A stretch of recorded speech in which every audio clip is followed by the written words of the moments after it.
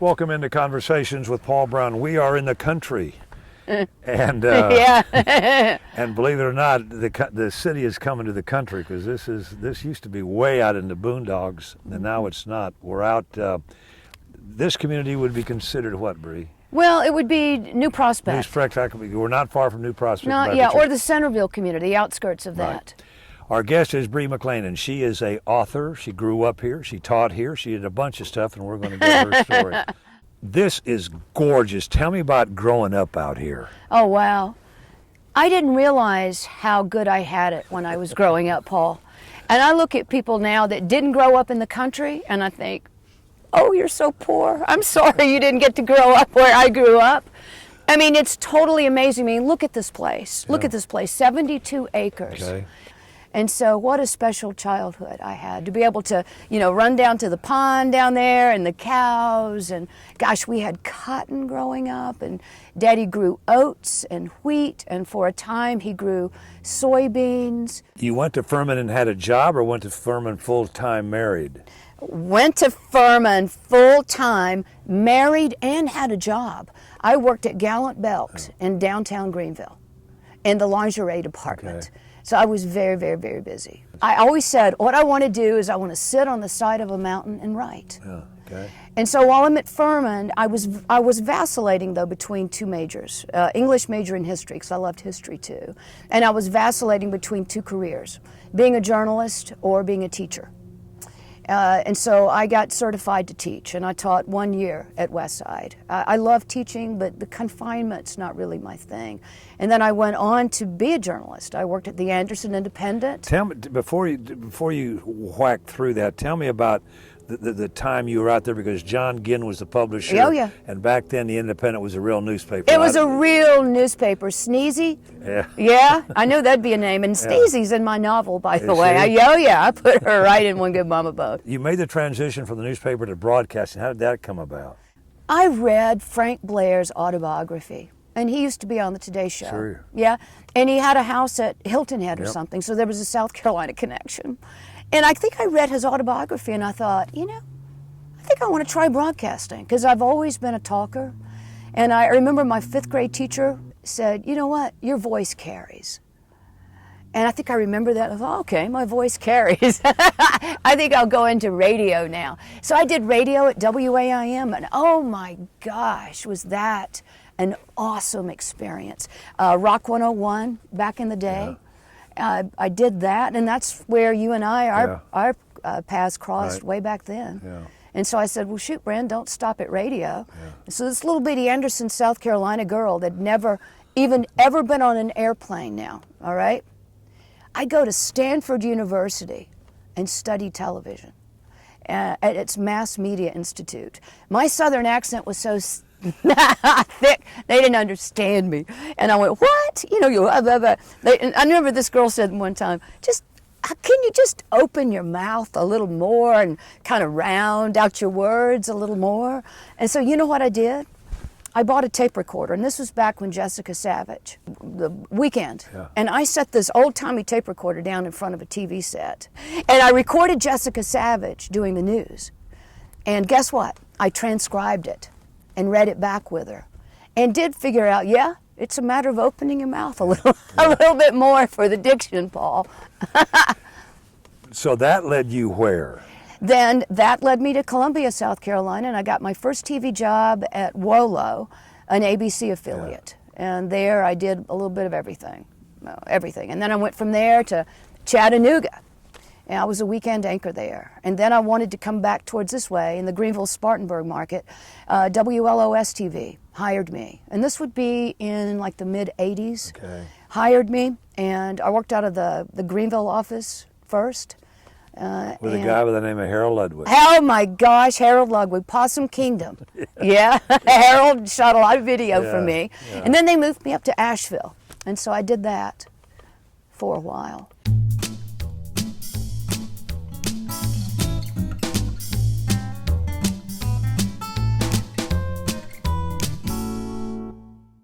I stayed at WLOS, but I decided I wanted corporate America next. Oh my gosh, what was wrong with me? What was wrong with me? Anyway, I moved to Atlanta. And I got into media relations at Bell South at the big corporate, ivory tower level. And my gosh, Paul, the second day on the job, I said, this is the dumbest thing you gave up your career in television for this. I was bored out of my mind. You know what? Back down to the pond. I felt like I was a tree that had been uprooted and just kind of thrown off to the side just to die. It was out of boredom, lack of creativity that I had enjoyed in journalism, the writing, that I picked up a notepad one day. And I remember the day it was. It was September 18th, 1988. And I began writing a short story because I needed to express myself creatively. But you have to understand that when I was 3 years old, my mom said I began refusing any article of clothing unless it had a pocket in it. And to this day, I still wear all kinds. No, really, paper and pencil all the time. I wrote a play in the 4th grade at Centerville School. I wrote my first novel in the 5th grade. And then I got into boys and poetry and all of that. And then, but the journalism fed, I think, that creative part of me.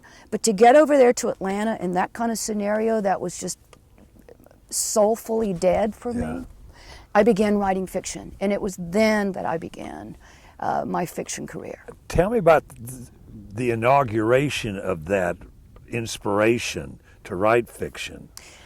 I remember where I was. This is crazy. It was on a Saturday, and I had spent one of those weeks at Bell South that was just kind of soul-crushing. And I saw this man and woman sitting across. I was sitting at a kind of a neighborhood pub because I lived in Midtown Atlanta. It's kind of this bar area that we were all sitting around, and I saw across the way this flirtation going on between this man and this woman.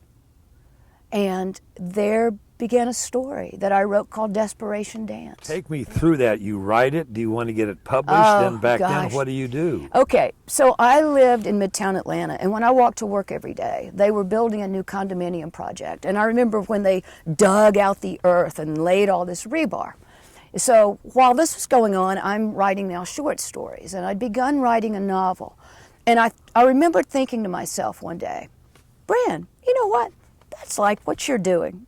Building that condominium project is just like what you're doing, because you had to dig out the earth, you got to lay the rebar, then you got to do all this kind of stuff. Because very, very naively, Paul, I thought that I would just write a novel, it'd be published, and boom, just like that building's going up. Occupancy. No, my gosh. Paul, I wrote a novel, it was called Darby, He Liked Ropes. I got a literary agent in New York, and this would be in 1999. Okay. So I spent the 90s working on my craft, if you think about it. Still at AT&T? No, I left Bell South in 1990. And this is interesting, and it was because I wrote my obituary one day. And my obituary said that I had died, of course, and that I, worked in media relations at Bell South. And I remembered looking at that thing going, are you out of your mind? This is what my obituary would say?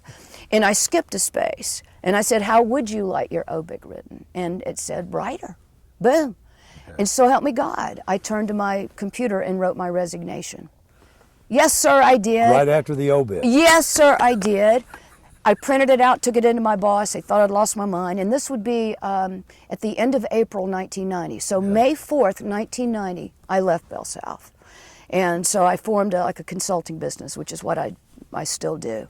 And I was going to write. Little did I know, 1990, go back. This is 3 decades after that. Yeah. It took me until 2017 to publish a novel.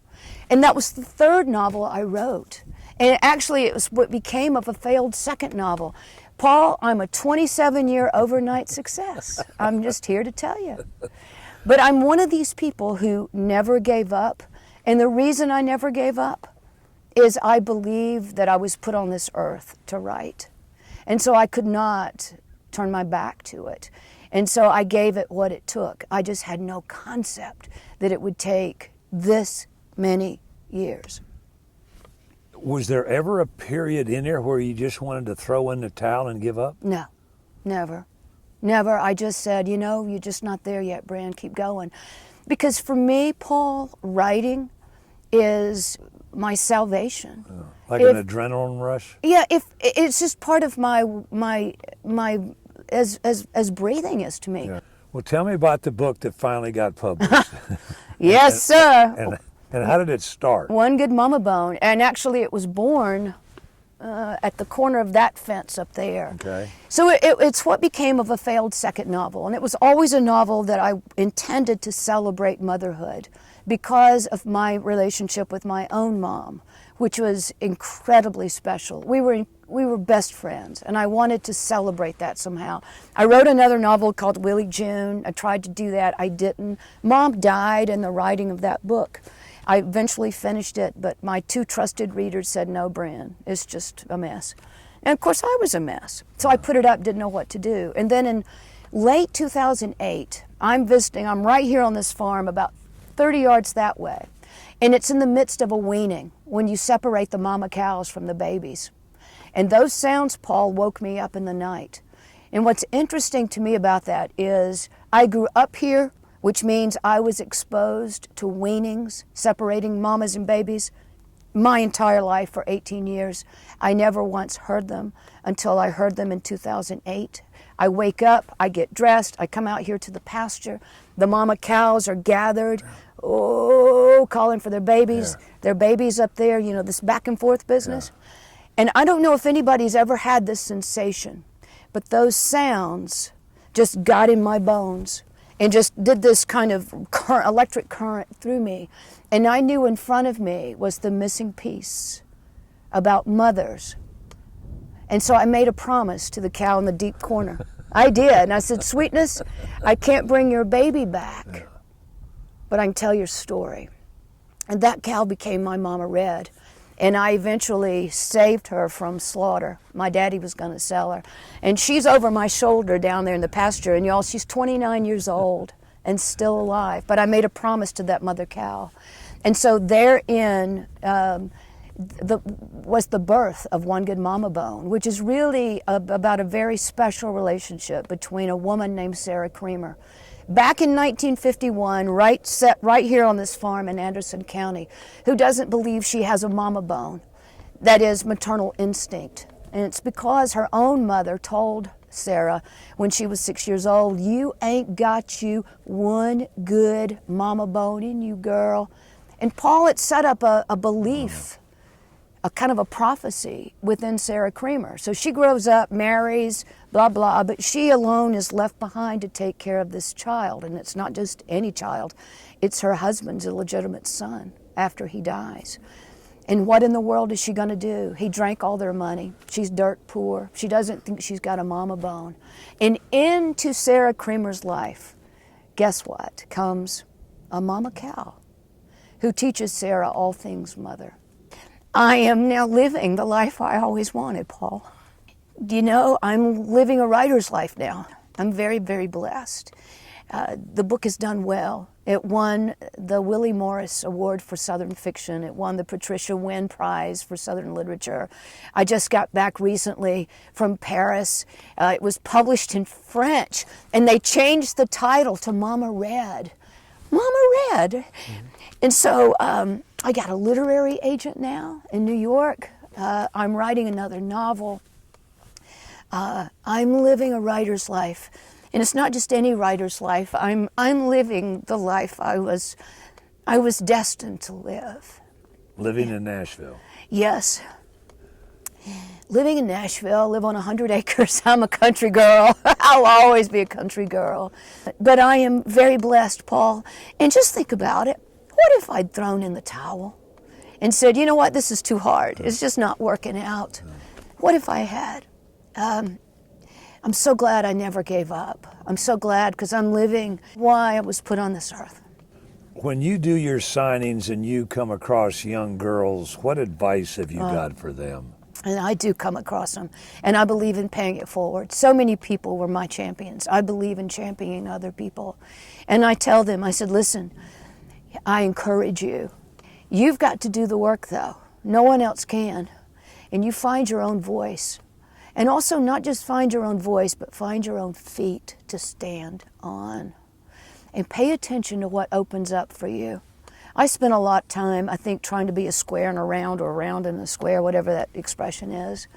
But I'm learning to pay attention to what opens, like the river that flows, and watch it and go. And I always tell them, don't ever benchmark against anybody else. Say, oh, this happened for that person. Yeah, you will have your own way. You just get strong in who you are. I love to encourage young people and young writers. Living in Nashville, but coming back to Anderson County, when you cross that county line and you see you're coming back home, what kind of emotions do you feel? And I had it this time coming back, a big exhale. And sometimes teary-eyed. Yeah, because it's coming back home. And it's just different. It's kind of almost like I can let go somehow. It's a big exhale for me. And I remember when I crossed into this, I was driving in from Atlanta up, Interstate 85. Yeah. And as soon as you cross that lake and get on over, it's just an exhale for me. When you tell people that this is where your roots are, what do you like to tell them about our area? How authentic it is and real. And also that I grew up in a place and a time when people's word meant something, Paul. If somebody said they were going to do something, they did it. If somebody said they were going to, call you at a certain time, they did. My parents showed me that. Yeah. And it was a rude awakening for me to get out in this world and find out that not everybody lives by that code, that not everybody's word. And so this place to me means honesty and truth. So what's on the agenda for you? What's next? I am writing this next book. And it's also based here in South Carolina, but it's based on a real happening, the bomb plant. Ooh, we all know that, don't we? Yeah. Yeah, I did 3 years worth of research. I did oral histories with folks who'd been thrown off their land, displaced. And I am writing a novel inspired by the story that I can't shake. I heard a lot of stories, let me tell you right now. But the one that I couldn't shake, the one that bothers me to my core the most, I'm crafting a novel inspired. It's a woman named Eula Bates. It's her story. And I'm going to bring her. No one knew about her, but people are going to. Yeah, and she did not know justice in this life, Paul, but I am rewriting the end of her life to bring her justice. Good for you. That's what I'm up to now. Good.